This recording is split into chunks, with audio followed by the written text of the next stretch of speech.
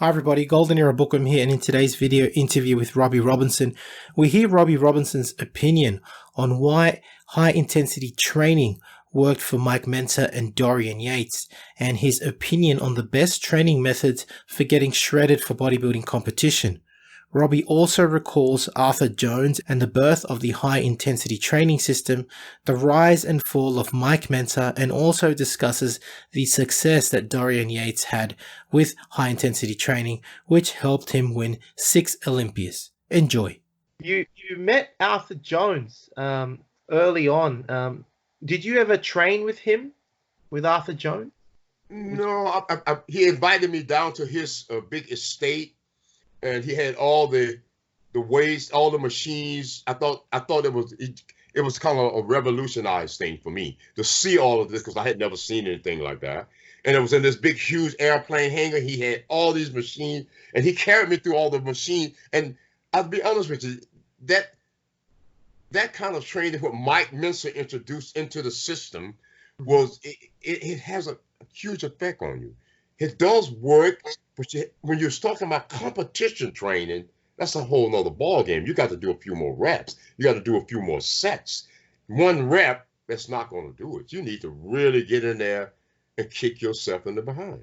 And that's what I think that was why a lot of people Mike Mentzer used it, Dorian Yates used it, some of the pros use it. But you got to really get in there. You might not believe it, put in the work. And it's difficult to go in there and do that day after day after day after day. You have to be tough mentally, seriously. Yeah. But I loved it. I thought it was a great experience. I thought what he was doing would change the whole course of bodybuilding. Mike Mentzer came in there and did a great job with it, but it was not to be, because the Weider system is the dominant system. They're not going to allow heavy duty to take over. It's not possible. Yeah. And I think that was one of the things that really, caused the downfall of Mike. Yeah. But he was a great bodybuilder. He had a great physique. He and I were great competitors. I still miss him sometimes, because I knew that he really tried to introduce something that was different and that would change the course of bodybuilding. Dorian Yates is taking it to a whole level. So I think that is an appreciation for Mike then itself, that it still lives on. But at that time, it was difficult to get it in there because of Weider. It's the Weider system. That's why Arnold came back, see. They knew they weren't going to let Arnold become in second to Mike. It's not possible. It's a business. By that point, it's a business. So Joe Weider's going to save himself. He's going to put Arnold there. Everybody knew that if he did that, Arnold's going to win. It's like me when I competed for the 1994 Masters. Everybody thought Lou was going to win. Yes. I thought so too. But that's just not how it worked. I mean, fate, the higher power, I think it was supposed to be. It was my time. That's what I believe. I just totally believe that. Lou was in great shape. Lou was a little bit too dark, matching me, and it's not going to look right under the light. So that was basically his downfall. And I said, he had signed all kind of movie contracts. You're talking probably about 5 to 10 million. He lost all of that. I felt bad about it. But at the same time, I wanted to go out a winner too.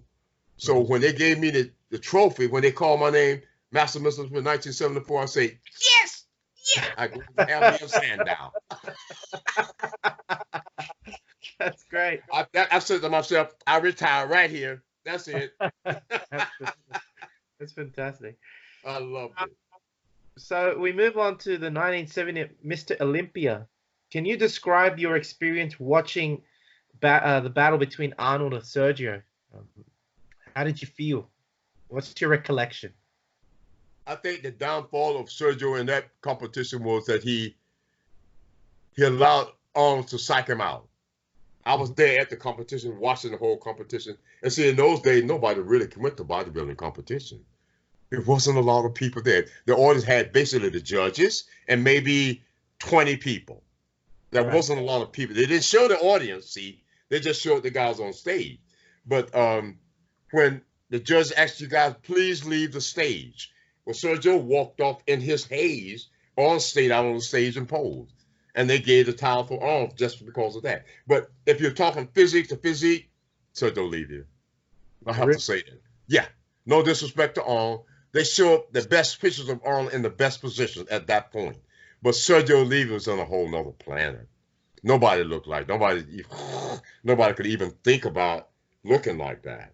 I mean, the arm was 22 inches. I mean, he was massive, and I think the whole downfall of it, he was holding a little bit too much water, and in that process, when he walked off the stage, on stayed out and kept posing, but it was too late for him to walk back out and do it. So they gave the title to Arnold. Yeah. Yeah, that was the beginning of Arnold's reign from that point on. Very true. Yeah. With competing, when would you say you first started competing? What age were you? And yeah, Probably about 17, 18, 19, something around there, 17, 16, 17. Kind of young. I was excited. I wanted to have a great physique. I wanted to compete, win trophies, be Mr. America, Mr. World, Mr. Universe. I had the same dreams as all the guys have to this day. And, that to me meant a lot to be the first person to win something like that. Competing in the 1975 AAU Mr. America, placing fifth, was award winning. To be able to place fifth among guys that I kind of admired and respected. To come in fifth and win the most muscular man. From that point on, Joe, Weed invited me to Los Angeles. Yeah, and that's when you competed in the IFBB Mr. America, correct? Yep. Yeah, they just created that so that I can win Mr. America. That's how the business of business, see? And after that, there was no more ABBA Mr. America. If you look back on all that, they did that basically for myself so that I would win the title and that I would be the first IFBB Mr. America. That's what it was. It was interesting, very interesting. I said to myself, wow, that's pretty interesting. They can create the title and then dismiss it after I win. Because that's what happened. I won the title that was no more but ABBA Mr. America. And it was all, bodybuilding is a beautiful art. I love it. I mean, the people that are running it are trying to do a good job, but at the same time, there's not a lot of money in it. And I find a lot of people spend more money in it than they get out of it. True. So I think, they spend a lot of money to be that person or look that way. So in my mindset, I think this should just eliminate all of that seriously in a way. I love bodybuilding, as I say. I mean, I would bodybuild till there's no more life in myself. I'd probably be in the gym and walking the treadmill or doing a curl or something. And that'd be it. I'd lay down on the bench and do my abs and just lay there. I have a love for it. It's a beautiful art. And I wish, people could see it through my eyes, but that's not possible. But it's such an incredible art because you can do whatever you want with this body. You can create it and make it look any way you want. Because I figured that barbells and dumbbells and cables are your paintbrushes. That's how I see it. I'm an artist. I'm not just a bodybuilder. I want to have the most beautiful, incredible physique on stage. Even to this day, I still feel that way. If I take off my clothes, I'm going to look better than everybody else. I'm pretty sure you still do. Oh, yes, I do. But I love it because it's been in my life, my whole life. I grew up, as I say to you, I stuttered when I was younger. I had a stuttering, with the speech impediment, as they call it today, stuttered, and kids pick at you. That's why the bullying come in. The kids bullying you because you're not like everybody else, and I stuttered a lot. And I've worked out in my little closet in my home every single day. And I remember standing in front of this mirror and start reading to myself, to teach myself not to stutter, to calm down, to not be nervous, because that's what stuttering comes from, being nervous or being afraid you're going to be bullied. So I started reading to myself and calming myself down, and I eliminated stuttering. So that's how I believe that anything you want to get done or you want to change in your life, you can change it, but you have to do all the good things to participate in it and make it happen. Yeah. Again, if you think along the lines of being better and creating something, the more it's going to pull you in that direction. I totally believe that. So as we have heard from Robby Robinson, according to Robby, heavy-duty training or high-intensity training, which are very similar systems, work. However, in Robby's opinion, it is not ideal for pre-contest preparation and competition, and to a certain degree, I would have to agree with Robby Robinson. I also do believe that at very advanced stages of bodybuilding, heavy-duty training or high-intensity training, or whatever you want to call it, well, it works really well at maximizing what I would say freaky mass. And when combined with proper genetics and, of course, like the golden era bodybuilders did, with performance-enhancing drugs, well, we see the results of Mike Mentzer and Dorian Yates. Regarding its applicability to pre-contest preparation, though, is worth debating. In Robby's opinion, he believes that high volume is more valuable for competing, more so than high-intensity training, due to the muscularity that it can bring out. I would tend to agree in that the concentrated muscular control that high-volume frequency offers allows for better muscle control on stage. But one's conditioning in itself is mainly determined by fat loss reduction through dieting and the all too common practice of diuretics and other dangerous drug protocols that pro bodybuilders subject themselves to. It was also interesting to hear Robby's stories about Mike and how he feels sorry for Mike Mentzer, who tried to introduce a new system of training into bodybuilding, and explain how Joe Weider stopped this, and in Robby's opinion, this led to the downfall of Mike Mentzer.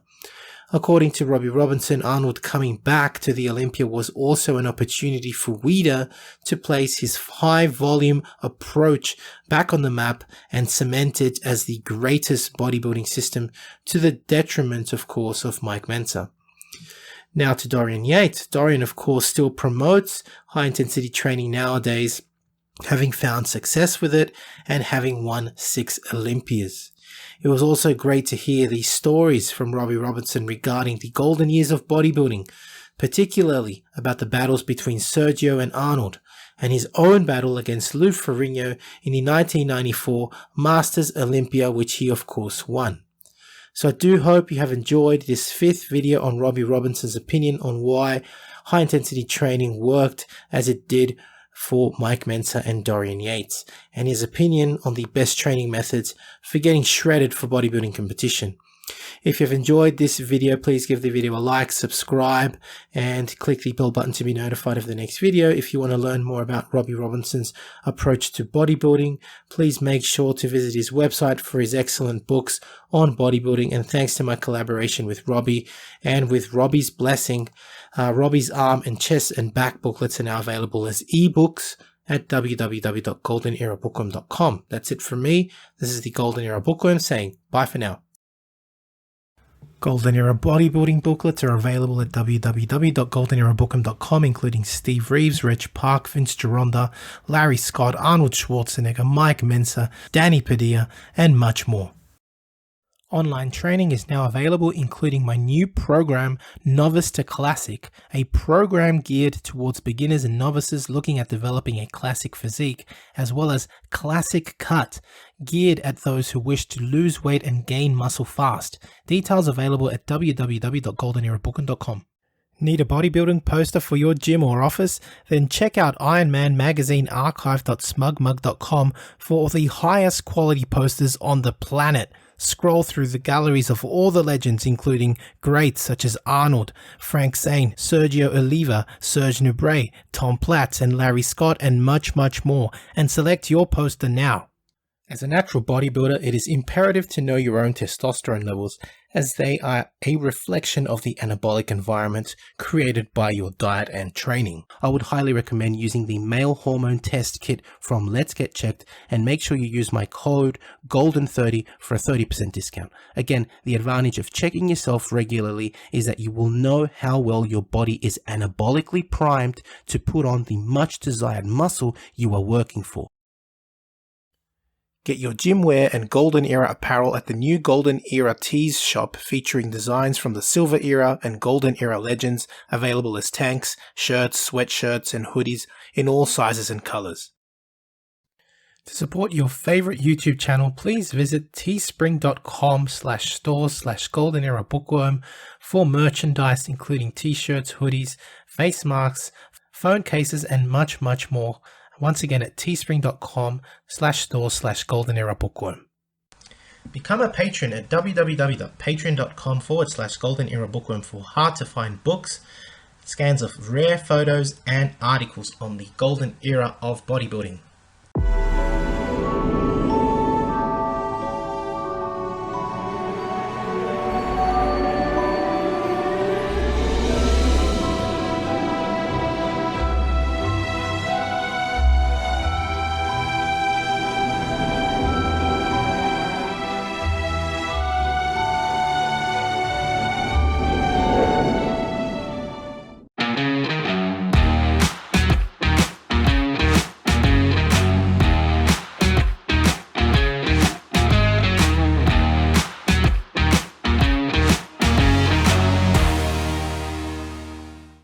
If you're a fan of old school bodybuilding, then make sure to check out Subs the Movie.